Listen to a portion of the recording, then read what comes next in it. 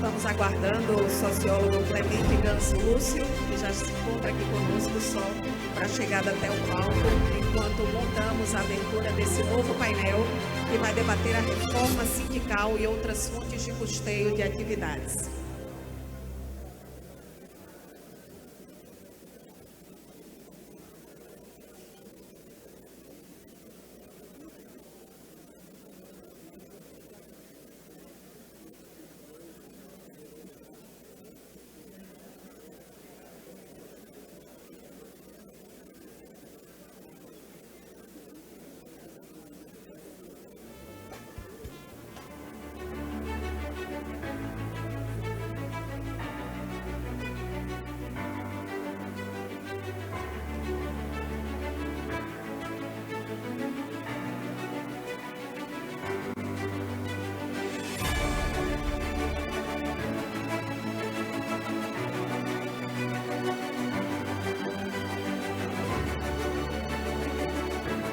Seja bem-vindo, sociólogo Clemente Gans Lúcio, participação neste painel.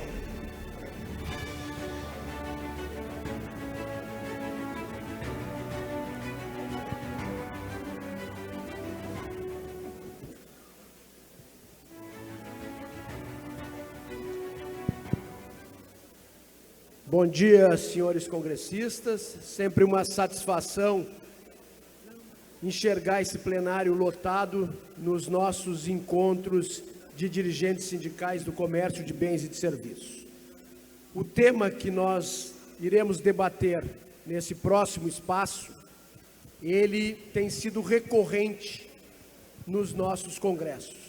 Nos últimos 2 congressos, tratamos do fortalecimento da negociação coletiva e da alteração do sistema sindical. O objetivo, o final, a manchete continua sendo a mesma.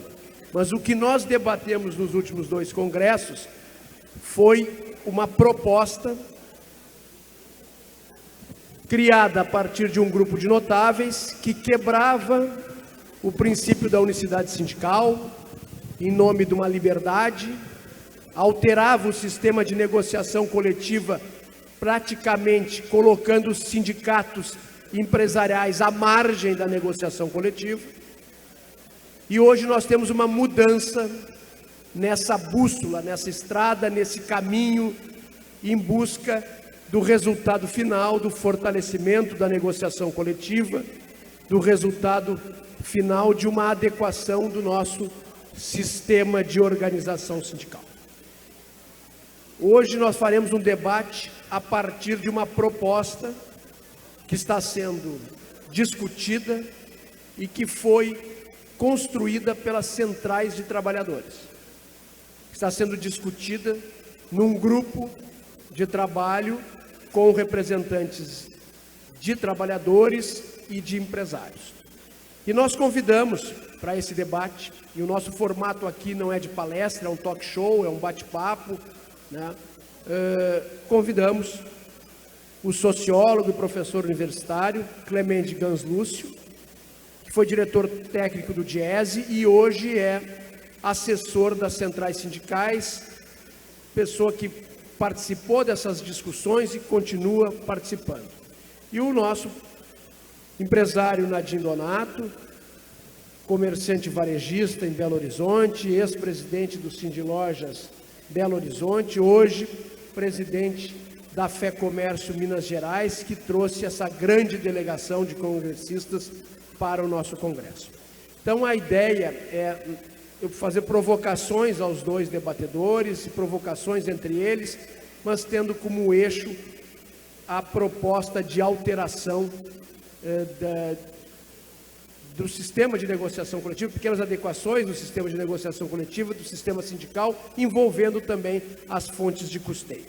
Então eu vou iniciar solicitando ao professor Clemente que nos diga em linhas gerais essa proposta que foi construída pelas centrais e a partir desse resumo, para que os senhores fiquem alinhados em termos de informação, nós passaríamos ao debate. Professor Clemente.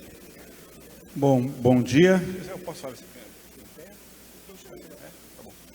pedir licença para falar em pé, que acho que o pensamento flui melhor falando em pé. Queria agradecer o convite, parabenizar pelo evento, pelo 38º Congresso. Prazer estar aqui com o Nadim, com o Flávio, com todos vocês.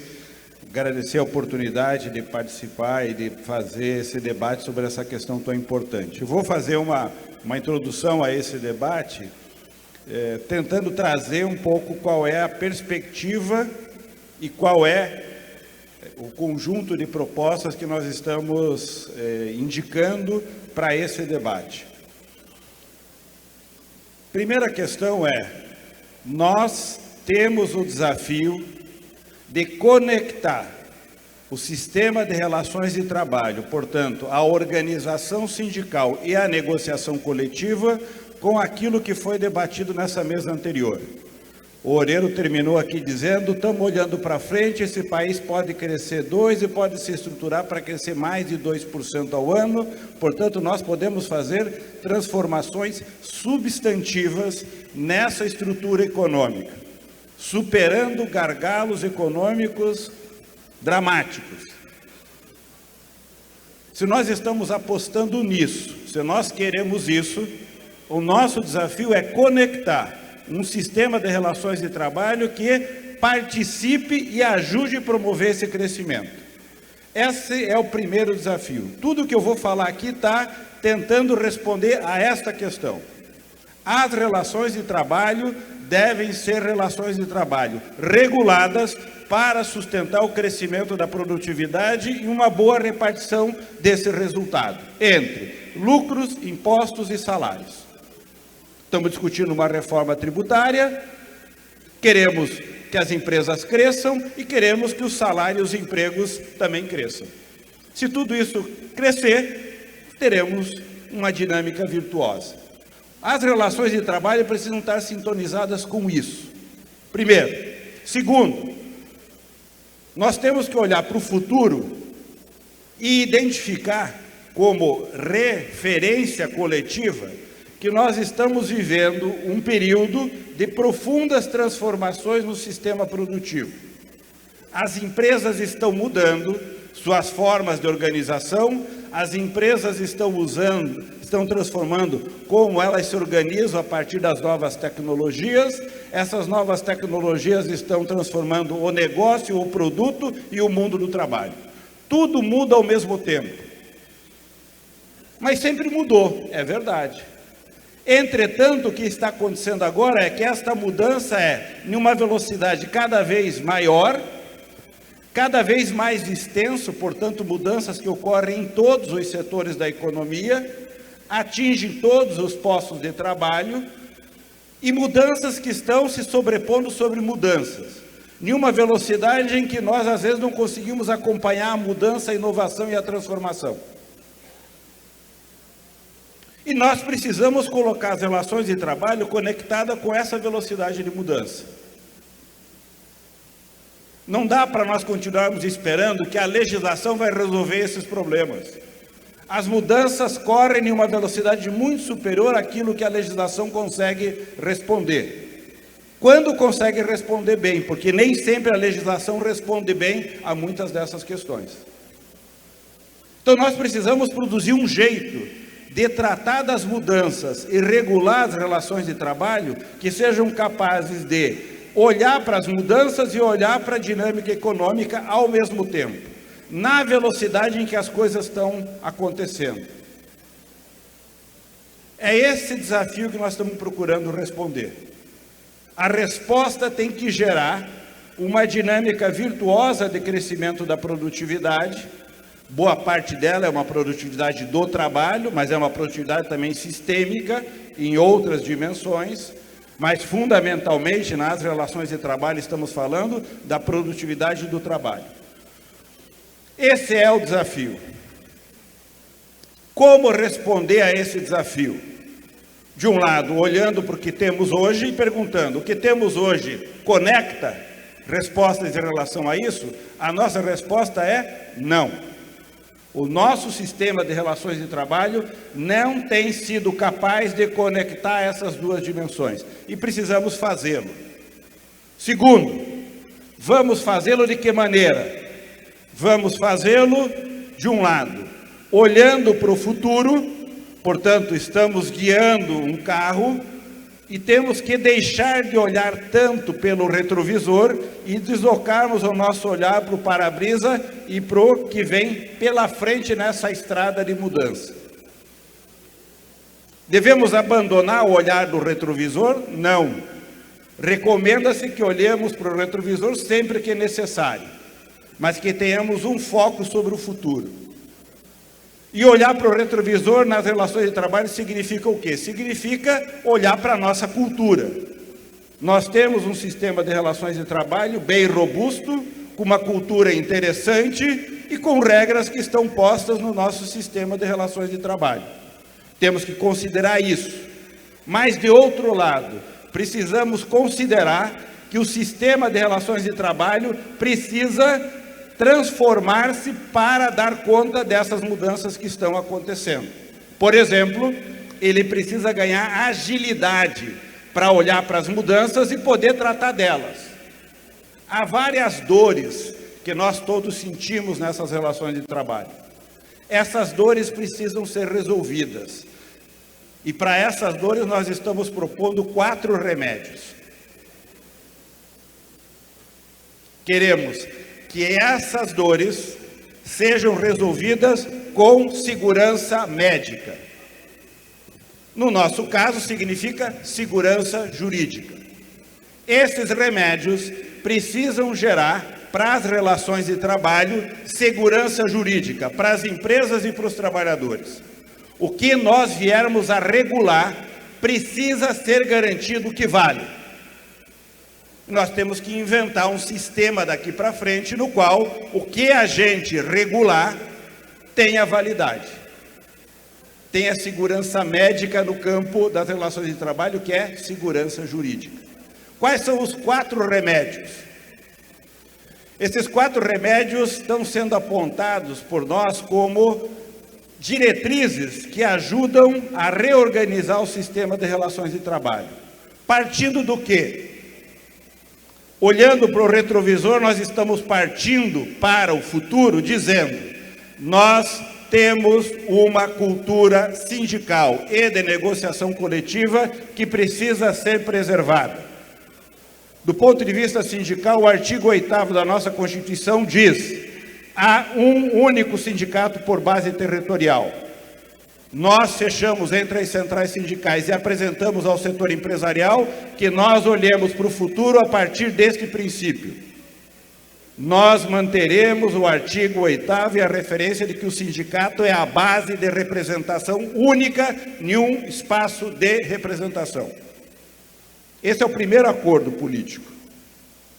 Aí o princípio da liberdade sindical não será agora debatido. Se no futuro a gente achar que deve debater, a gente abre no futuro esse debate. Agora não.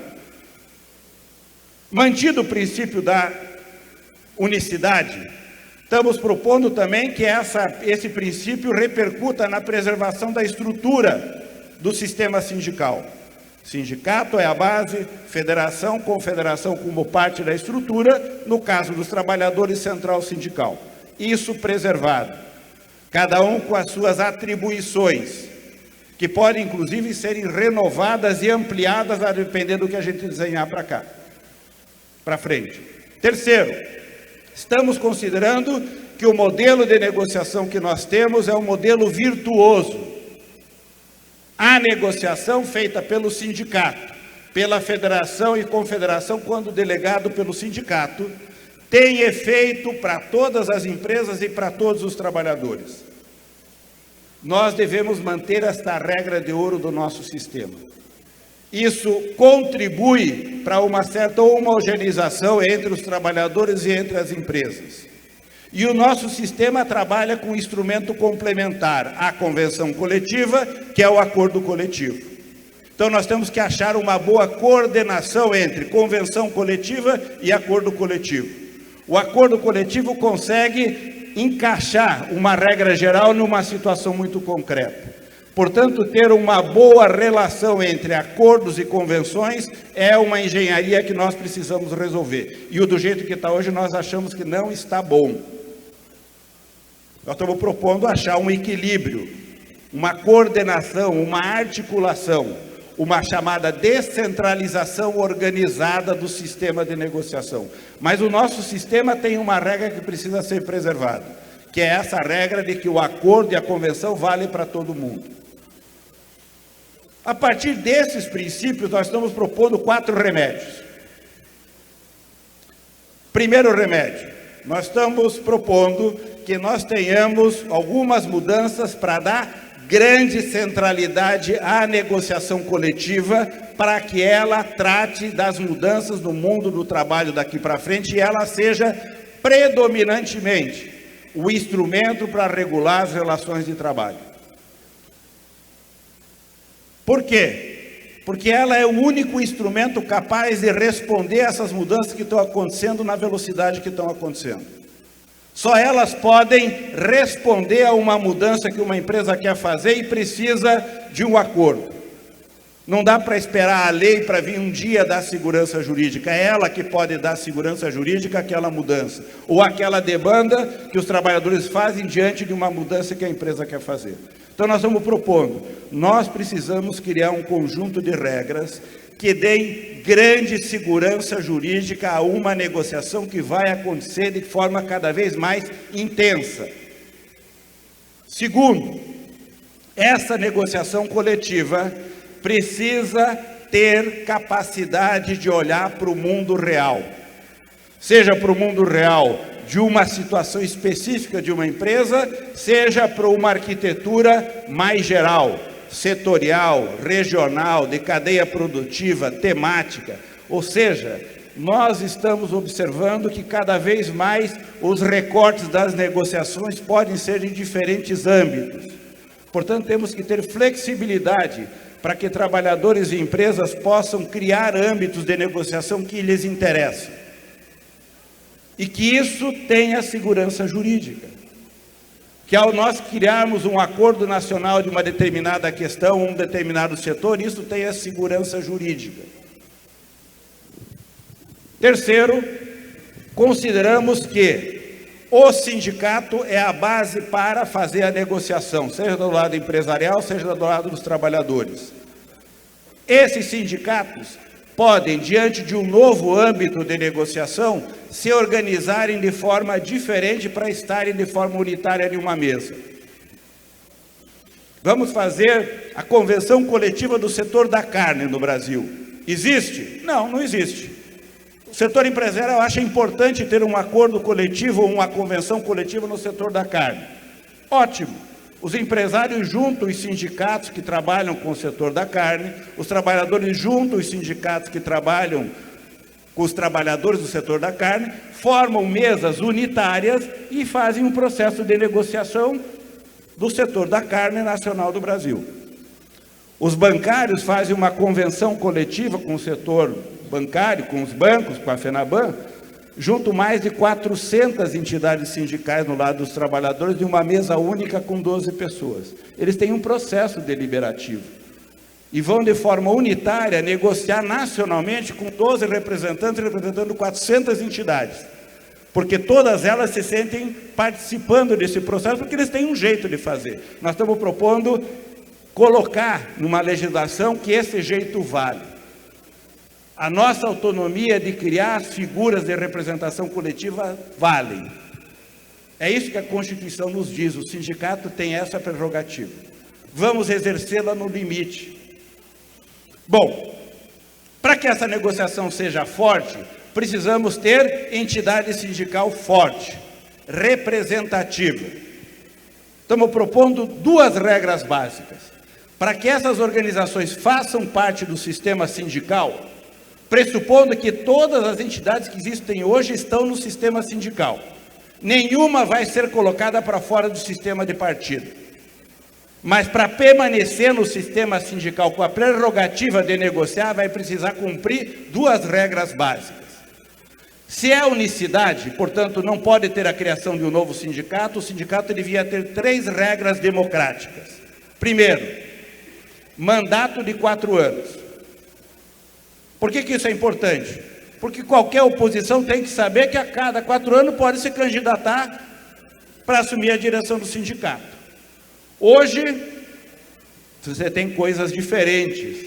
E, no geral, uma prática que acontece entre nós é de que, inexistindo uma regra democrática, saímos fazendo a fragmentação da representação sindical, o que é uma péssima estratégia. Portanto, regra democrática de que mandato é de 4 anos, como é em outros espaços de representação. Segundo, regra democrática e processo eleitoral registrado em estatuto. As entidades têm que registrar qual é a regra democrática de participação eleitoral. Não dá para o edital da eleição ser fixado na sexta-feira, véspera de carnaval, e a eleição acontecer na quarta-feira de cinzas. Não dá para fazer mais isso.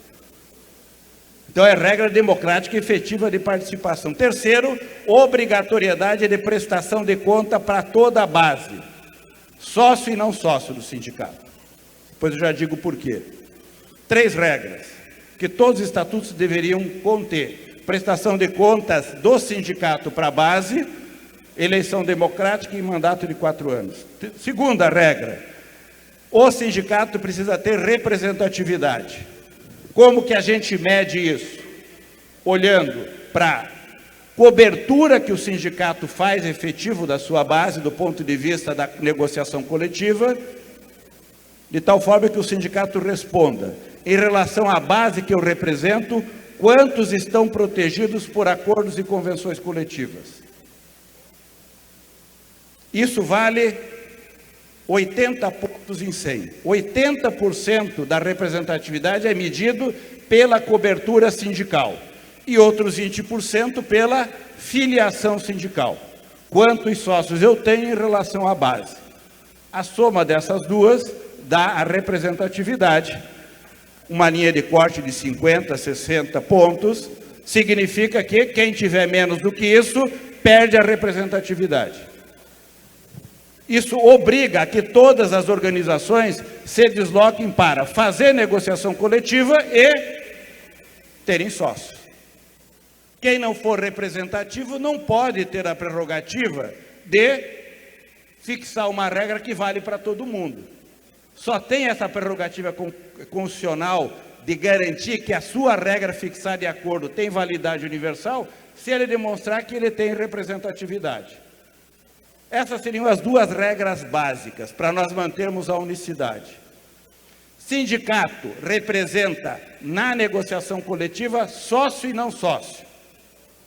Essa é outra regra fundamental. Estamos dizendo que a negociação daqui para frente continuará sendo feita pelo sindicato, fechando acordo e convenção coletiva para proteger sócio e não sócio do sindicato. O sindicato delibera com os sócios a sua organização sindical, conforme define seus estatutos. Na negociação coletiva, ele é obrigado a chamar sócio e não sócio para deliberar em assembleia qual é a pauta, qual é a proposta, qual é o processo de negociação e se topa fechar o acordo, a convenção. A assembleia é o órgão base que legitima o sindicato a conduzir um processo de negociação e que legitima que aquele instrumento celebrado tem validade legal. Essa é a nossa proposta. O sindicato, ao fazer esse processo, se estrutura do ponto de vista da sua organização e do seu financiamento. Da organização, organizando o processo de negociação conforme for o âmbito de negociação. Se for um âmbito nacional, como nós participaremos de uma mesa nacional. Se for um âmbito local, como que as empresas participam desse processo, se for uma convenção coletiva, depois com acordos coletivos por empresa, complementares, por exemplo. Cada um se organiza da forma como a negociação for acontecer. E é a Assembleia que delibera sobre como que empresas e trabalhadores financiarão suas entidades sindicais para a negociação coletiva. É a Assembleia, como instância de deliberação coletiva desse bem comum, que é o acordo coletivo ou a convenção, como é uma Assembleia de um condomínio. O bem comum, que é o prédio onde nós moramos, tem uma deliberação coletiva que é: este bem comum é administrado por aquela coletividade. Todos são chamados para uma assembleia para definir um investimento. Se aprovarem por um investimento, será realizado o investimento. Todos na assembleia podem fazer oposição à proposta. Uma vez deliberada em assembleia, a proposta aprovada vai ser encaminhada e todos, sócios, participantes ou não da assembleia, estão vinculados àquela decisão no coletivo de um condomínio. Na categoria econômica e profissional, uma coisa semelhante acontece. Nós produzimos um bem coletivo, um bem comum, muitas vezes intangível do ponto de vista do acesso individual ou da materialização individual, né? O nosso filho, a nossa filha, o nosso neto, a nossa neta que pensam em ingressar no mundo do trabalho o ano que vem, ingressarão em um setor e já receberão um agregado àquela sua inserção profissional, que são as regras que nós construímos ao longo de décadas. Esse bem coletivo é fruto de uma organização sindical, cuja natureza deliberatória é a assembleia.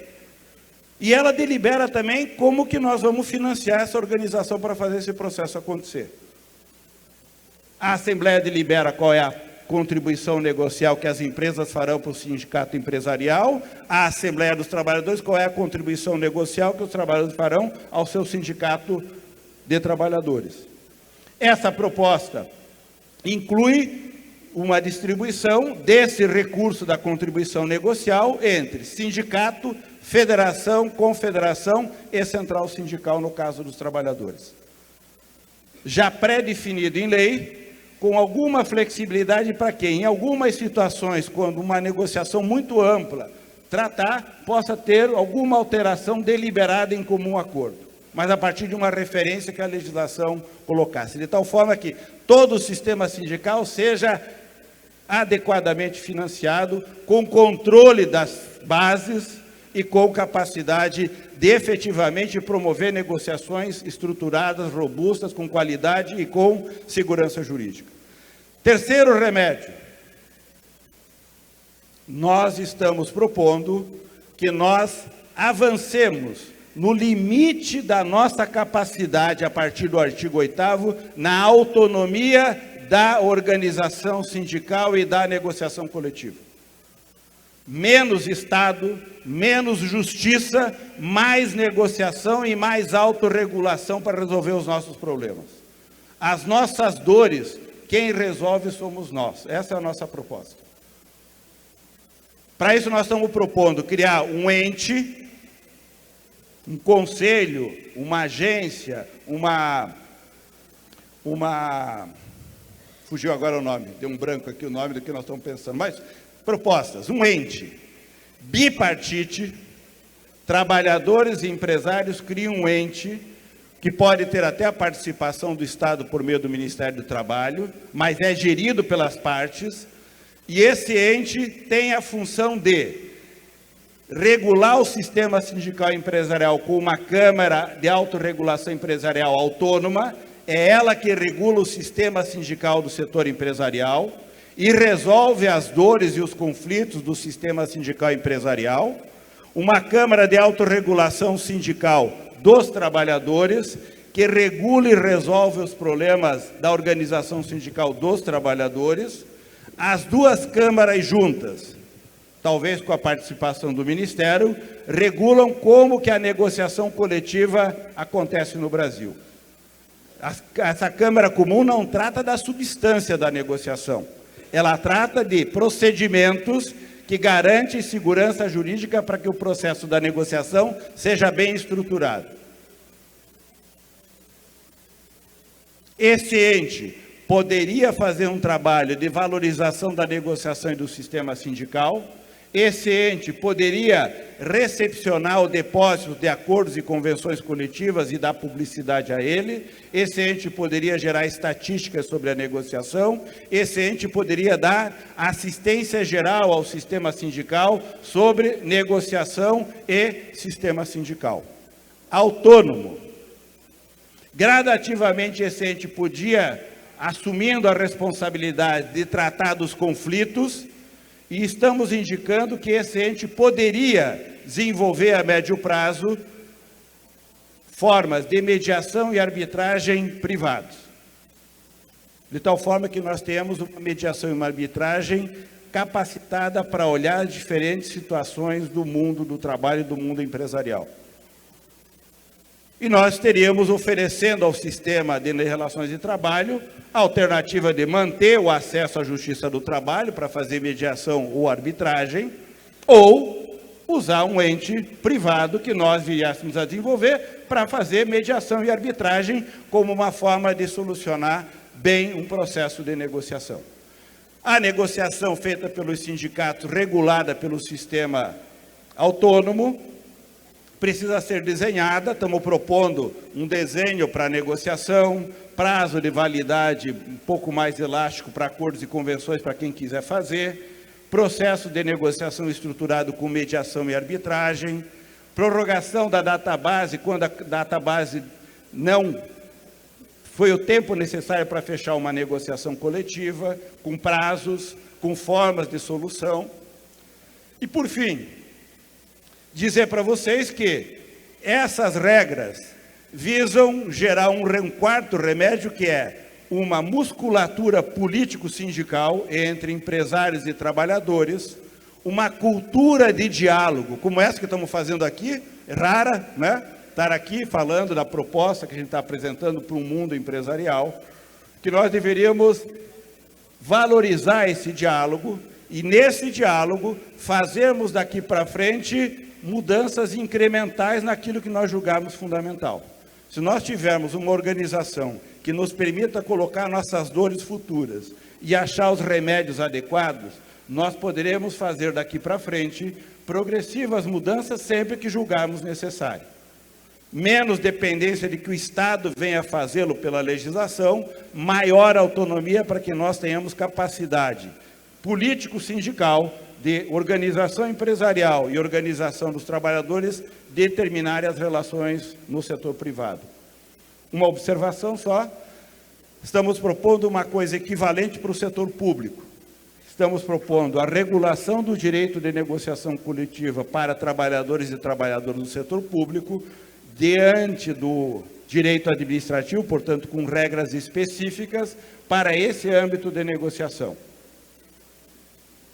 Com isso, nós achamos que estamos trazendo alguns remédios que nos ajudam a enfrentar nossas dores de décadas. E se nós tivermos capacidade política de unidade entre nós, para levarmos ao Congresso Nacional uma única proposta de empresários e trabalhadores dizendo: essa proposta trazem remédios que nós julgamos adequados para colocar o nosso sistema sindical e de negociação coletiva conectado com o futuro do país, nós temos muita chance de fazer com que esses remédios passem a ser instrumentos que daqui para frente regulem as relações de trabalho em um novo patamar no Brasil. Flávia, era um pouco essas diretrizes do que nós estamos pensando propor aí para vocês, para a gente conversar juntos sobre elas. Nós agradecemos essa primeira manifestação e vamos agora tentar ser um ping-pong mais dinâmico a partir da apresentação da proposta como um todo. Nós vamos ter mais 40 minutos e eu confesso que eu me assustei no início com o remédio. Achei que ia ter outra discussão aqui entre Lexotan e Rivotril, mas não tivemos a discussão, então vamos lá. Bom, mas acho que é importante nós destacarmos, né, que o artigo 8º na proposta das centrais não é alterado. Isso garante a unicidade sindical nesse momento, as regras que nós temos de enquadramento sindical na CLT, a base do município como sendo a base mínima da constituição de um sindicato, e temos também a manutenção do sistema piramidal organizado, sindicatos, federações e confederações, e no caso dos trabalhadores com as centrais. A negociação parte do princípio que nós temos um sistema virtuoso de negociação, ou seja, não se destrói o que nós construímos em termos de negociação e se busca uma ampliação em algumas questões aqui que nós vamos falar sobre uma mudança aí do eixo, abrangência maior da negociação coletiva. A questão das fontes de custeio. Fonte de custeio básica, na proposta, a contribuição assistencial, negocial, aquela que decorre da atuação sindical na construção de direitos e obrigações setoriais das convenções coletivas e os acordos coletivos. E sendo ela erga omnes, ou seja, atingindo a todos os representados, o custeio feito por todos os que são alcançados pela ação sindical, ou seja, a universalidade das contribuições está na proposta. Uma novidade que nós estamos discutindo, eu sempre defendi que no momento que terminássemos com o imposto sindical, com a contribuição sindical, para manter o sistema piramidal organizado, obviamente a contribuição principal, que é a contribuição negocial, teria que ser partilhada entre federação e confederação. Esse é um outro ponto que também é destacado. Mas eu quero, e a fala final do professor Clemente é o sonho de todos nós, que se consiga construir uma proposta única de trabalhadores e empresários para submeter ao Congresso. Mas nós temos divergências em alguns pontos que eu quero destacar, mesmo que não tenham sido colocadas nessa introdução, mas por quem examinou e conhece a proposta das centrais, eu fico aqui com a obrigação de destacar alguns pontos, e aí já faço algumas provocações para o Brunadim, passo para o Clemente, mas eu peço que a gente seja bem breve para aproveitar aqui esses últimos 35 minutos para desfilar em todos os pontos aí da proposta. Primeiro deles é a ultratividade, presidente Nadir.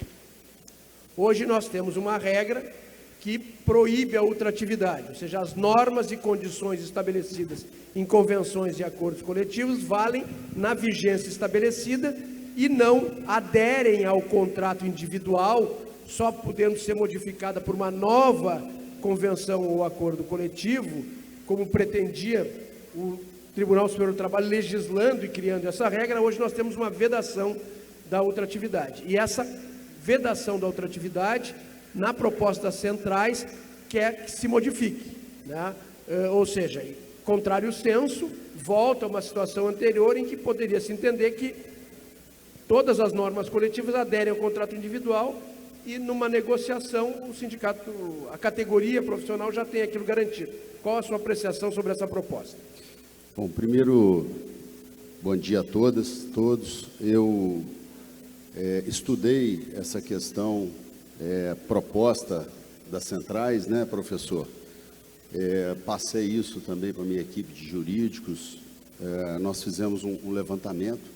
Eu acredito que a proposta no todo, nós temos várias convergências, é importante, como você falou, é uma proposta que tem um sonho a longo prazo também, alguns a curto prazo, outros são a longo prazo. A própria questão de se constituir um conselho e de ficarmos menos dependentes da Justiça do Trabalho seria o ideal, né? Mas temos algumas divergências e uma delas é essa. Nós acreditamos que a questão de termos que fazer uma convenção coletiva anual, ela é fundamental para que nesse período, ano a ano, a gente possa sentar e discutir, mesmo porque, além da dinâmica do comércio, existe a dinâmica que o governo nos impõe, né? E temos que, então, partir para esse tipo de negociação anualmente. A ultratividade, se ela fosse para os dois lados, poderia ser algo que a gente poderia pensar. Então, nós teríamos garantido alguns direitos dos trabalhadores, que são garantidos logo após o período de vencimento, né, enquanto se negocia a próxima convenção coletiva, mas, ao mesmo tempo, os nossos direitos, que são, por exemplo, os feriados, eles não estão garantidos. Então, a ultratividade é boa para uma parte e não é para outra. Então, nós acreditamos que isso não é um retrocesso, no sentido de que a ultratividade, ela, além de não exercer aquela função de dar um prazo rápido para se fazer a convenção coletiva, ela beneficia o lado laboral e não beneficia o nosso lado. Se for para a justiça, pior ainda, porque a justiça vai dar o direito do trabalhador e não vai olhar o direito do empresariado. Então, é um ponto que nós realmente não concordamos nessa situação. Eu vou fazer, ainda antes de passar para o Clemente fazer o contraponto, eu vou fazer mais umas provocações para o Nadim, que aí o Clemente, em conjunto, rebate, contra-argumenta e busca aí o objetivo que é da construção, né? Na proposta também das centrais, volta a homologação obrigatória dos contratos de trabalho, das rescisões dos contratos de trabalho nos sindicatos. Isso mudou, há um diagnóstico de que existe uma relação direta entre ação trabalhista não natural, ação trabalhista incentivada e essa prática, e pela proposta das centrais sindicais, volta a homologação obrigatória nos sindicatos dos empregados. Presidente Nadim. Também é um ponto interessante, né? A homologação nos sindicatos, primeiro, quando ela existia, ela era tumultuada e complexa. E nós, empresários, ficávamos dependendo de um momento, de uma fila, de uma senha, para que acontecesse e nós pudéssemos pagar. Então, e segundo, assim, um ponto nosso, existe uma desconfiança, como se todo o empresariado não fizesse uma homologação correta, ou os seus contadores estão errando aí as contas. Então, eu acredito que o retorno da homologação, ela é um retrocesso no sentido de mais burocracia, mais movimentação. O próprio sindicato dos empregados, no nosso caso lá, que temos uma parceria excepcional com eles, eles não davam conta do movimento. Nós temos no comércio a maioria dos entrantes de trabalho.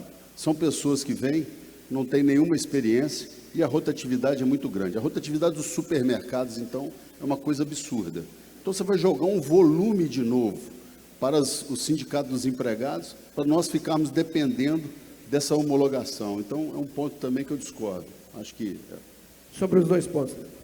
Bom, são duas questões bastante importantes. Primeiro, em relação ao que se chama ultratividade.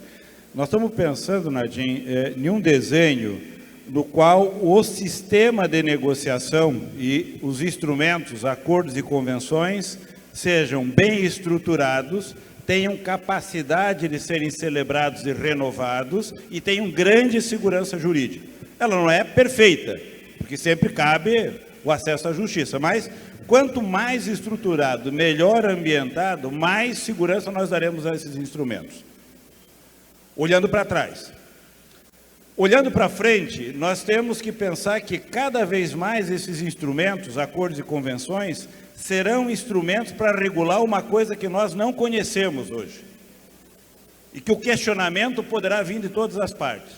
Portanto, a negociação tem que ser um produto de alta segurança para regular uma coisa que ninguém conhece no futuro. E que nós queremos regular pela negociação. Portanto, estruturar bem a negociação é peça fundamental para a segurança jurídica. Nós temos uma cultura de começar uma negociação, no geral, muito próximo à database.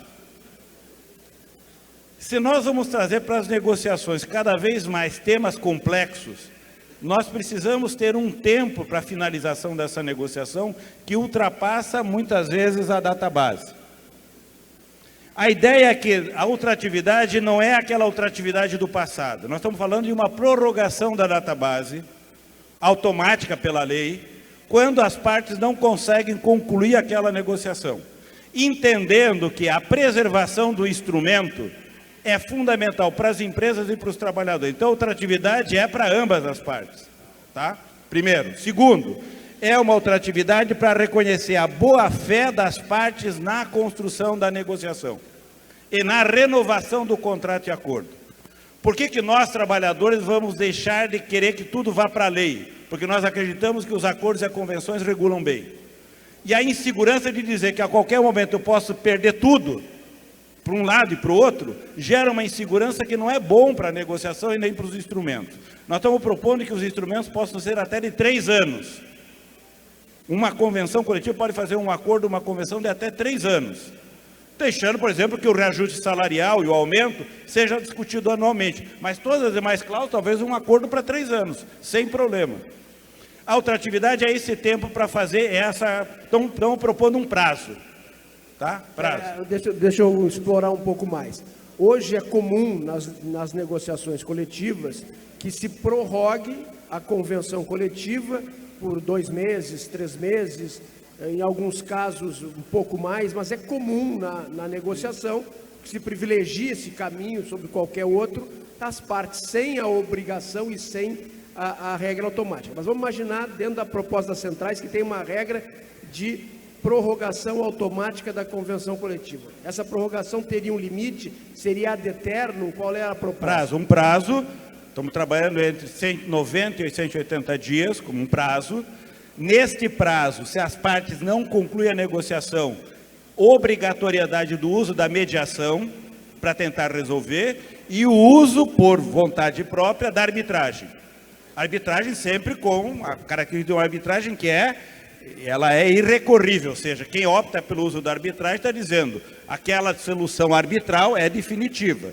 Para quê? Para a gente valorizar. Estamos propondo, inclusive, método para arbitragem, para estimular a negociação. Então, se eu entendi, professor, a ultratividade é para os dois lados. Para os dois lados. Normal. Seria a proposta é de prorrogação da convenção enquanto está negociado, num prazo de 90 a 180 dias. Isso. Se as partes julgarem que em 180 dias, por exemplo, elas não concluírem, elas querem prorrogar, elas podem fazê-lo. Aí elas fazem... Agora, se elas não prorrogarem, elas têm que usar a mediação para tentar achar uma solução. Por quê? Nós temos que dar a máxima segurança ao instrumento. As partes não podem viver a insegurança de que em algum momento aquele instrumento vai acabar e tudo vai voltar ao zero. Porque aí nós perdemos a relevância da negociação como padrão regulatório. O que vai vir? É melhor que a gente tenha uma lei protegendo, então. Nós estamos dizendo, não, a lei não vai resolver. Nós precisamos do acordo e da convenção. Então, estruturar bem é achar esse instrumento. A ultratividade, às vezes, não é uma palavra boa, porque ela remete a um jeito de fazer no passado que nós não estamos propondo. Então, vamos usar a palavra prorrogação da database, seja mais adequada. E prorrogação equivalente às partes. Tá? Ponto. E as rescisões? As rescisões, a outra ponto é o seguinte, nós queremos ter segurança na relação, nós sabemos que o momento crítico é o momento de rompimento de uma relação de trabalho. Sabemos também que cerca de 70% das ações na Justiça do Trabalho são ações questionando verbas rescisórias. Nós queremos menos judicialização, mais rápido para o trabalhador receber, menos custo para as empresas. Nós achamos que a homologação feita no sindicato com caráter liberatório significa dizer o seguinte, uma homologação assinada no sindicato das verbas homologadas não podem ser recorridas e dão quitação definitiva. É isso que nós estamos propondo. De tal forma que não possa ser recorrido aquilo que foi homologado no sindicato. Ah, mas e o assédio moral? Não, assédio moral não está sendo homologado. Isso vai ser recorrido se alguém quiser. Agora, as verbas tratadas na homologação, feitas com assistência do sindicato, teriam esse caráter. Portanto, nós tiraríamos da Justiça uma série de pendências que hoje estão presentes. Temos que estruturar, você levanta, então tem que estruturar o sistema. No sistema de autorregulação nós estamos propondo que a gente organize formas até virtuais de fazer a homologação, né? Poderíamos ter tecnologia para fazer isso de forma muito mais ágil, dando segurança jurídica para os trabalhadores e para as empresas e dando eficácia liberatória, portanto, diminuindo. Todo o nosso sentido é diminuir a judicialização das relações de trabalho. Na homologação tem uma alta judicialização. Nós estamos propondo criar um instrumento que diminua isso, né? Que diminua. Essa é a... Agora, temos que achar o jeito de fazer, mas nós achamos que nós temos condições de produzir um jeito de fazer a homologação que dá rapidez na solução do problema, segurança para o trabalhador receber o que ele tem que receber, segurança para as empresas não terem que ficar gastando um tempão nem disputando na justiça. Até faço, permita, Nadim, nós temos algumas experiências na área do comércio de assistência pelos sindicatos não obrigatória, ou seja, a partir do momento em que terminou a obrigação da assistência, sindicatos de empregados e sindicatos empresariais criaram organismos que colocam à disposição de empresas e de empregados. Isso é tarifado, é uma prestação de serviços hoje e que faz todo ele virtual. Então, os assistentes dos dois sindicatos, o representante da empresa e o empregado virtualmente fazem uma reunião lá, onde são repassadas todas as verbas que estão sendo pagas para o trabalhador ter a tranquilidade e se faz assistência. Hoje isso não tem eficácia liberatória nem das parcelas constantes do termo de rescisão, quanto mais de outras do contrato de trabalho.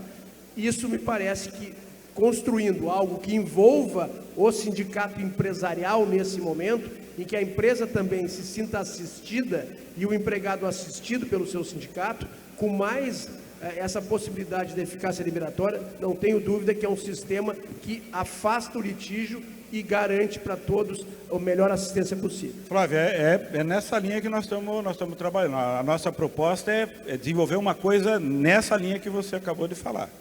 Não temos desenho fechado, porque nós propusemos a diretriz. Não sabemos se o setor empresarial vai topar, mas se topar, é nessa linha que a gente está propondo a construção. Bom, vamos seguir então.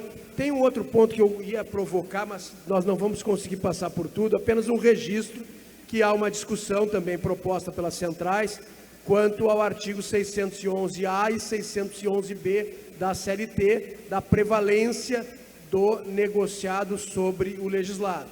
Nós, enquanto movimento empresarial, entendemos que a Constituição garante, né, a prevalência do negociado sobre as normas mínimas de proteção, é o que já foi decidido pelo STF, e nós defendemos sim a prevalência até pela valorização da negociação. Mas fica esse registro, não vou fazer o debate, senão nós vamos passar. Tem a questão da norma mais favorável também que foi colocada.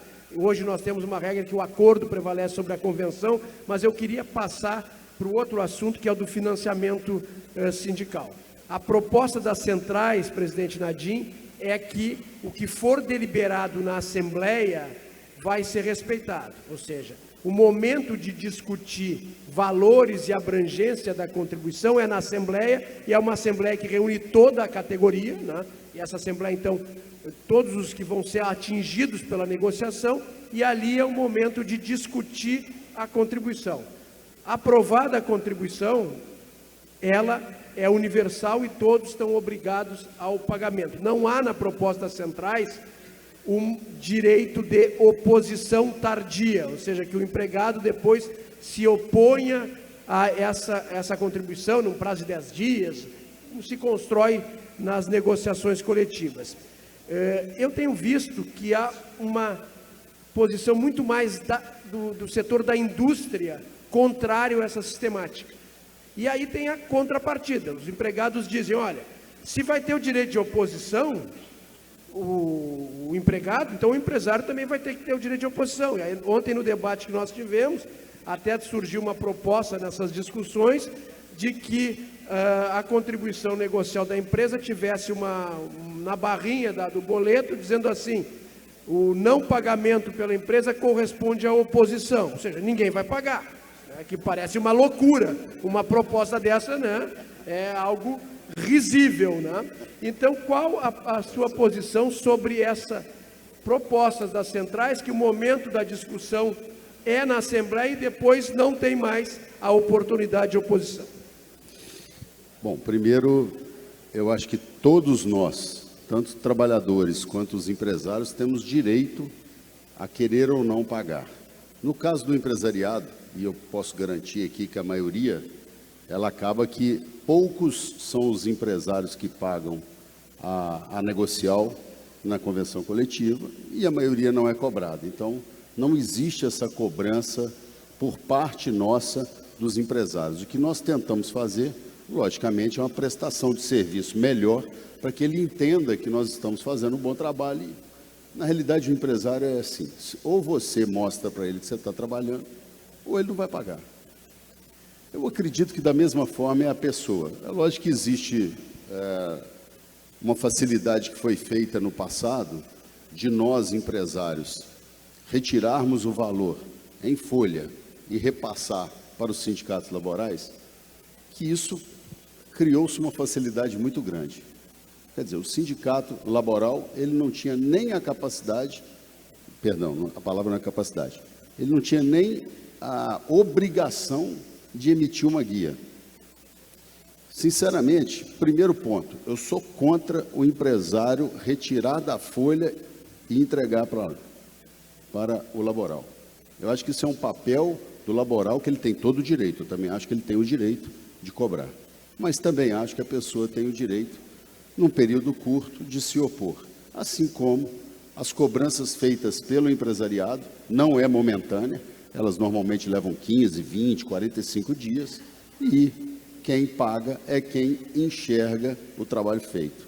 Então, também defendo, Flávio, professor Clemente, que a estrutura laboral tenha o seu recurso financeiro, como também defendo que a estrutura nossa sindical, que eu chamo assim, eu brinco de um cordão umbilical, nós temos que ter a receita do sindicato, da federação e da CNC vinculados, porque isso nos dá força, transparência no processo. Sabemos que esse processo foi muito bem feito através de bancos, né? Dessa maneira. Eu só excluiria desse processo o governo, que eu acho que é um trabalho, que até uma proposta que eu li das centrais é isso, uma independência maior para os dois lados. Essa é a minha posição. Mas, presidente Nadim, consegue imaginar que um sindicato de trabalhadores do comércio de Belo Horizonte, que tenha 80 mil representados, consiga ter uma estrutura de cadastramento, de endereço desses trabalhadores, uma possibilidade de remessa de uma guia direta para esses, sem que seja feito desconto na folha? Eu não consigo imaginar.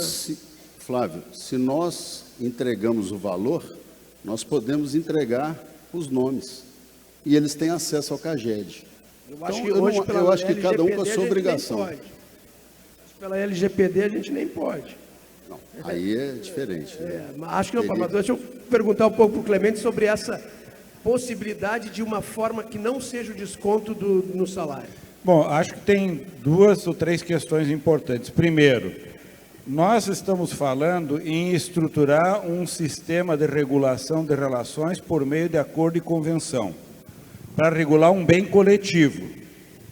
Quando você fala, Nadim, que alguém pode se opor, imagine você ir numa assembleia de condomínio, aprovar a mudança do elevador e o cara depois da assembleia dizer, não, eu não pago.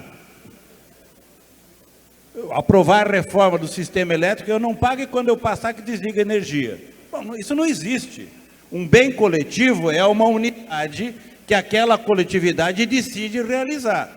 Todos são convidados a deliberar sobre o bem coletivo. É uma assembleia para todo mundo. Quem não for está transferindo para quem foi a responsabilidade de deliberar. Agora, ele tem o direito de se opor na assembleia. Dizer, olha, essa proposta não é boa, é melhor que fosse por aqui.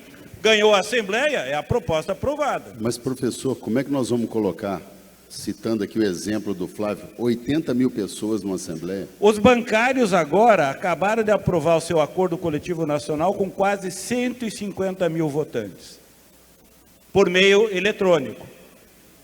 Então, é possível hoje tecnologia para deliberar. Esse não é o problema. A segunda questão, que acho mais importante ainda é, nós estamos falando de um bem coletivo que nós queremos que tenha segurança jurídica máxima. Quando eu admito que alguém pode individualmente se opor a uma cláusula do acordo coletivo, que é o do financiamento, eu estou admitindo que ele pode se opor a qualquer cláusula desse acordo coletivo. Portanto, abrir mão de que o acordo coletivo é único na sua Constituição é colocar a insegurança jurídica sobre o instrumento. Nós não estamos nos atentando para isso. Terceiro, nós não estamos nos atentando para o debate de que as sociedades democráticas que resolvem regular suas relações de conflito, de diferenças por meio da negociação, deliberam que essas organizações precisam ser bem financiadas.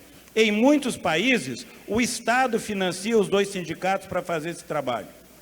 Então, não há nenhum problema de nós fazermos isso de forma transparente por meio da Assembleia, com teto. Nós estamos propondo que tenha um teto para não ter abusividade no valor de contribuição anual, que a prestação de contas seja obrigatória, e como teto significa que um sócio pode ir para a Assembleia e dizer, eu não quero que seja 0,5%, eu quero que seja 0,1%.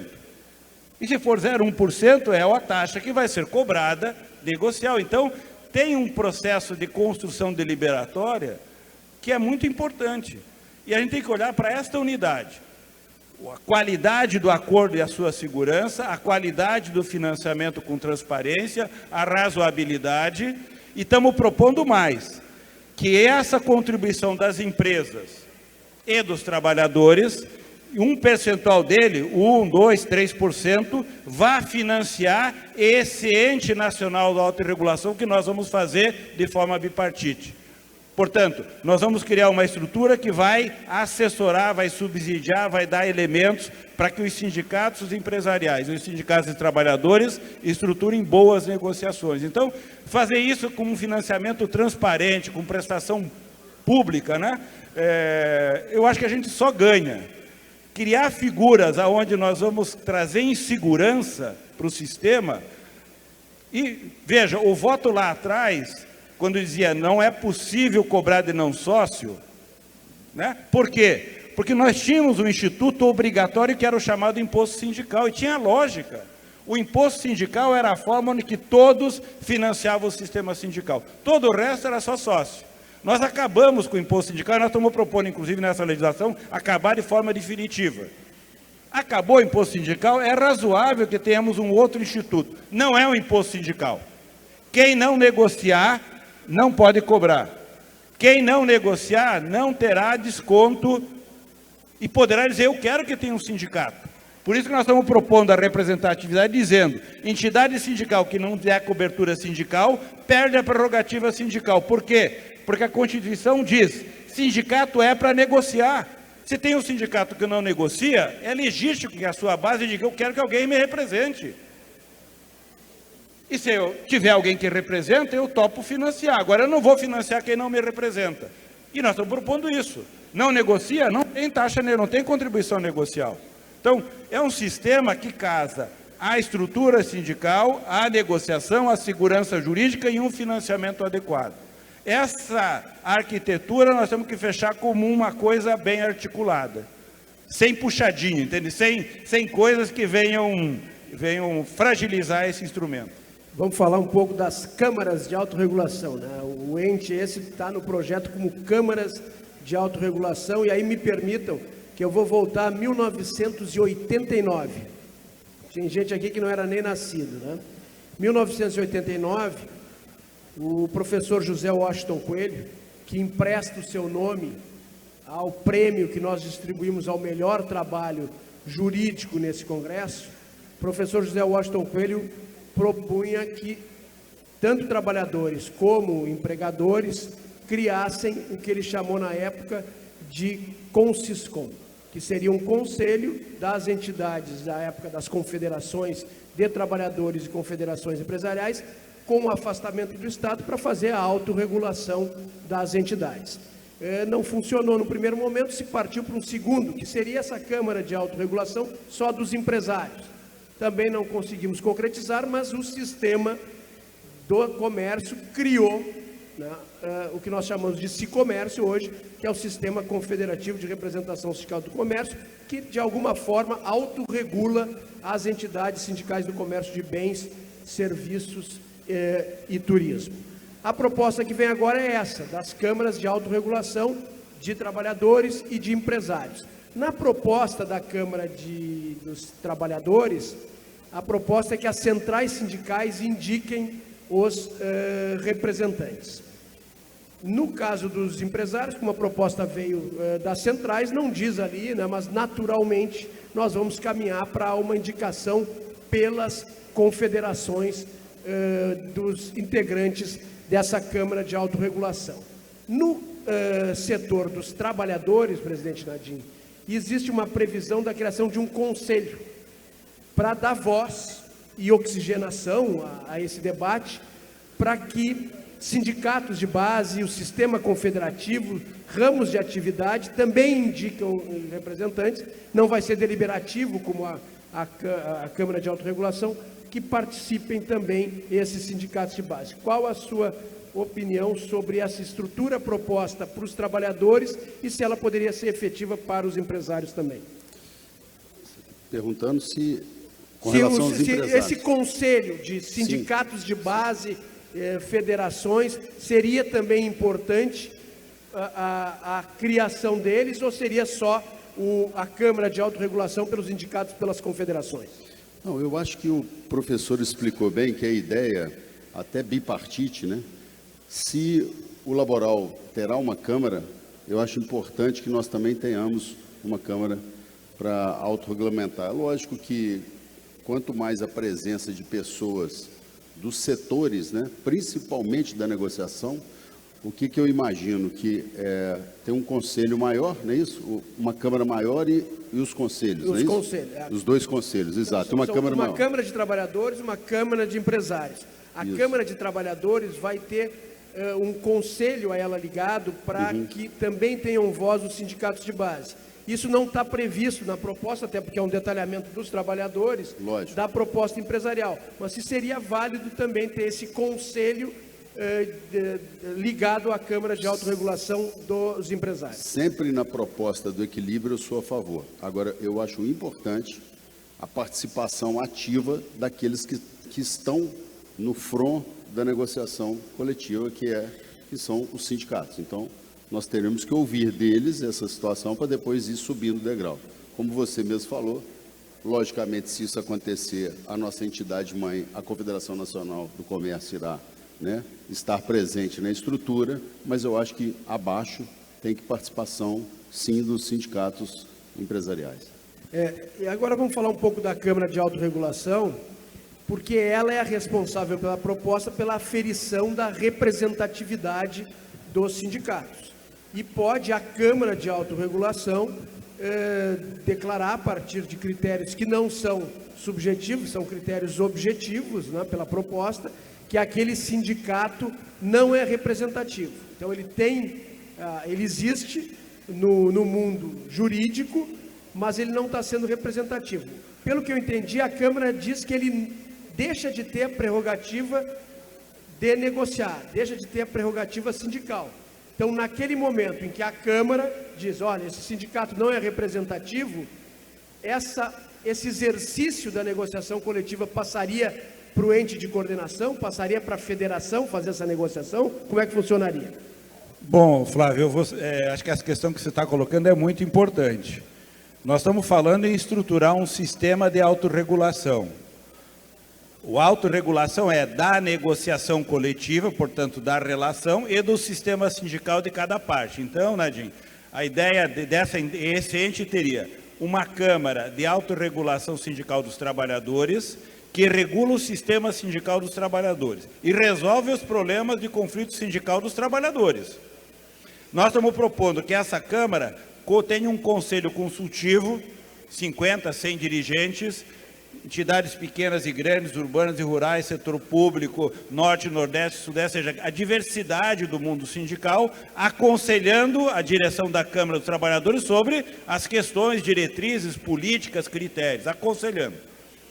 A Câmara de Autorregulação Sindical e Empresarial, formada pelas confederações, poderia também ter um conselho, como você disse, sindical, aconselhando essa Câmara, e ambas, cada um resolve o seu problema no mundo sindical. Juntas, trabalhadores e empresários, talvez com a participação do Ministério do Trabalho, regulam a negociação coletiva, dependendo se a gente deixar alguma atribuição para o Ministério do Trabalho, tá? Essa regulação comum, feita na negociação coletiva, é algo que nós vamos precisar estruturar. Estruturar por quê? Porque é algo que não existe e nós vamos começar a desenvolver, vamos chamar musculatura institucional, de como que nós vamos gradativamente criando regras, procedimentos para fortalecer a negociação. Isso que você acabou de levantar, Flávio, é um dos problemas. Uma entidade sindical que tem uma representatividade de 0 a 100, de 10, não negocia, não faz acordo e tem um pouco de sócio, na nossa visão, vai potencialmente perder a prerrogativa sindical. Se ela, observada uma representatividade de 10 em 100 pontos, ela seria comunicada dizendo que ela não tem representatividade, que para ter representatividade ela precisa cumprir os seguintes critérios e será dado um prazo, 1 ano, 2 anos, 6 meses, nós vamos ter que resolver qual é o prazo para que ela adquira a representatividade. Comece a negociar, aumente o número de sócios, vá à luta. Se ela não for A Câmara de Autorregulação Empresarial vai dizer para aquela entidade empresarial: você perdeu a prerrogativa de negociação. Você continua existindo como ente jurídico, mas a representação dessas empresas, e aí a Câmara vai ter que montar as regras, será feita por extensão para os próximos 2 anos pela federação. Nós iremos a essa base chamar as empresas para fazer uma assembleia e reconstituir a direção dessa entidade para que ela adquira. Nós vamos resolver o problema. O que não pode ter é um sindicato que tem a atribuição constitucional de representar aquele coletivo não fazê-lo. É isso que nós estamos dizendo. Ah, eu posso existir como ente jurídico? Pode. Como associação, como clube recreativo, como qualquer coisa. Agora, sindicato é para negociar, representar interesse coletivo. Se eu não estou representando isso, vai ser mensurado de forma objetiva por acordos, convenções, declarações, aferição. É legítimo que aquela base delegue essa representação para outro, ou coloque outro para dirigir aquela organização. A responsabilidade de exercer a atribuição constitucional vai ser verificada. Em síntese, sindicato que não negocia não vai ficar nesse sistema, é isso que nós estamos dizendo. E nós achamos que isso fará bem para o sistema.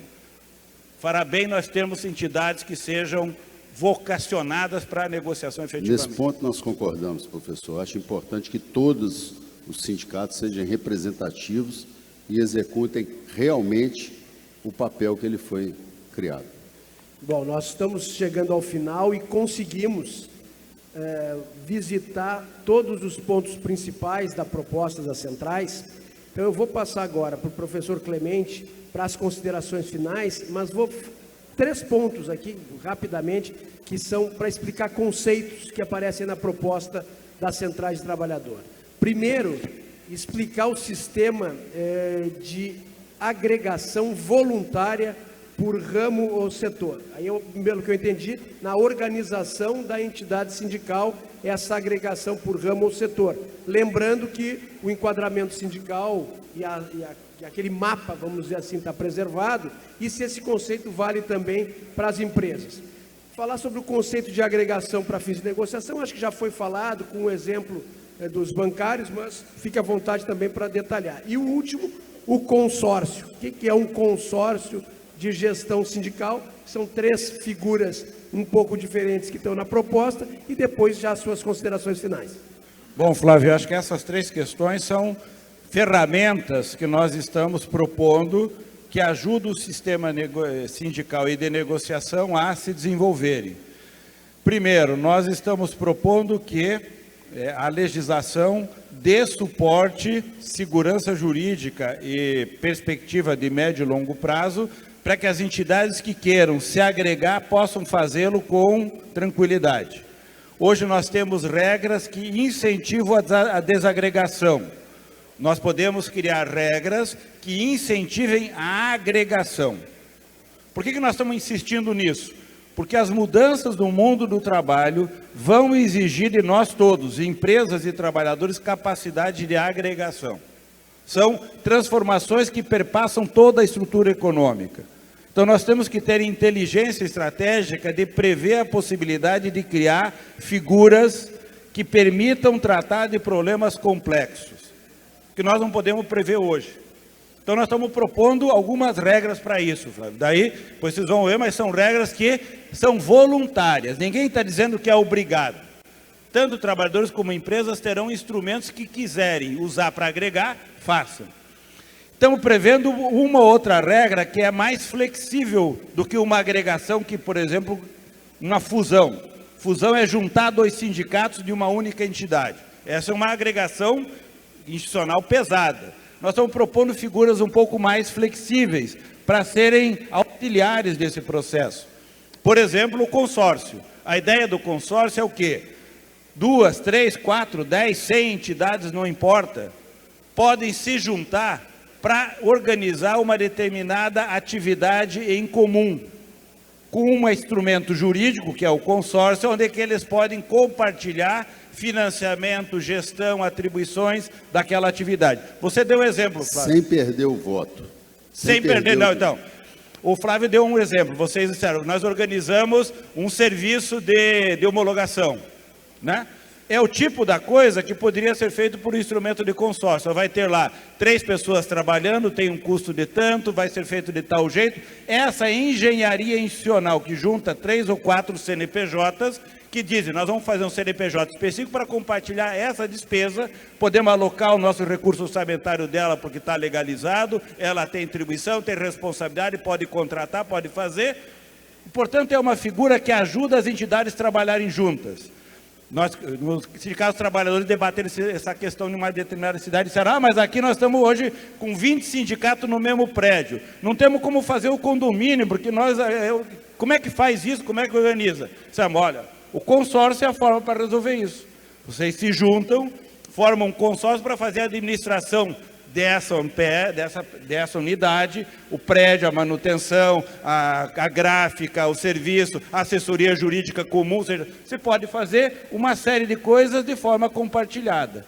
Instrumentos para facilitar com que nós passemos a cooperar, a trabalhar junto, de forma organizada, com segurança jurídica. Então, são figuras, Flávio, visando fazer ninguém é obrigado a fazer um consórcio, nem uma fusão, nem uma incorporação, mas tem instrumentos, se quiser fazer bem feito, e tendo figuras que possam nos ajudar no futuro a criar coisas que hoje a gente não pode prever, mas que talvez no futuro nós cheguemos à conclusão que é necessário. Tenhamos ferramenta para fazer isso, é isso que nós estamos propondo. Bom, queria agradecer enormemente essa oportunidade, me colocar à disposição de vocês. Sempre que precisarem, o Flávio tem aqui meu contato, meu celular, meu WhatsApp, peçam para ele, está autorizado para ele passar para vocês, eu posso mandar material, precisarem de ajuda, fiquem à disposição. Acho muito importante que, se vocês puderem ter uma convergência de dizer, estaremos juntos levando essa proposta ao Congresso, estaremos juntos falando com os parlamentares, dizendo que essa proposta que a gente venha construir em conjunto é a mais convergente possível. Que sejamos capazes de dirimir nossas diferenças e tentar construir o máximo de uma proposta conjunta. Eu posso dizer para vocês, da fala do presidente do Senado, que me disse, se vocês trouxerem isso para cá, vocês vão trazer uma coisa inédita na República Brasileira. Eu acho que está na hora da gente fazer uma coisa inédita. Trabalhadores e empresários chegarem no Congresso dizendo, temos diferenças, mas a única coisa que nós sabemos, com certeza, que a melhor forma de tratar das nossas diferenças é por meio da negociação. E a negociação feita por sindicatos representativos. É o que nós estamos propondo para o Congresso Nacional Brasileiro. Obrigado, gente.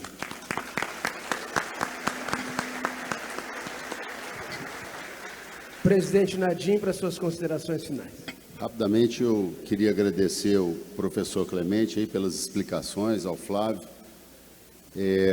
Pedir às senhoras e aos senhores presidentes de sindicatos que tenham acesso a esse documento, né? Um documento muito importante. Temos ali, como eu falei, vários pontos que acreditamos estar no caminho, né? A própria questão da ultratividade, você me explicou, eu não sabia, e dessa maneira já é diferente, né? Se ela vale para os dois lados, é importante que seja, né? Pelo menos um período ali de negociação. Parabenizar aí o nosso presidente que está fazendo esse evento, Gilberto. Parabéns, belíssimo evento, e agradecer a todos. Obrigado. Então, está encerrado o segundo painel. Muito obrigado pela participação dos senhores. Muito obrigada. Peço aos nossos convidados que permaneçam no palco para receberem da mão do presidente do Sindicato do Comércio Varejista do Rio Grande do Norte, nosso anfitrião Gilberto Costa, o troféu de participação e também para fazer a foto oficial. Agradecendo ao advogado do Sind Lojas Porto Alegre, Flávio Obino, pela mediação desse rico painel, e aos convidados o sociólogo Clemente Gans Lúcio e o presidente da FEComércio Minas Gerais, Nadim Elias Donato Filho.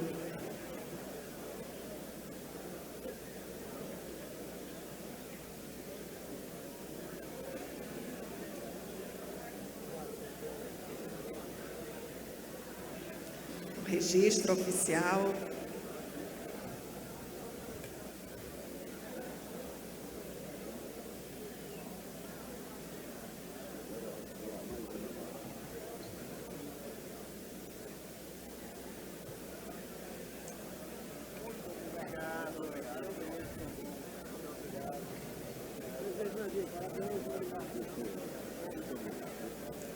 Agradecemos a participação, pedimos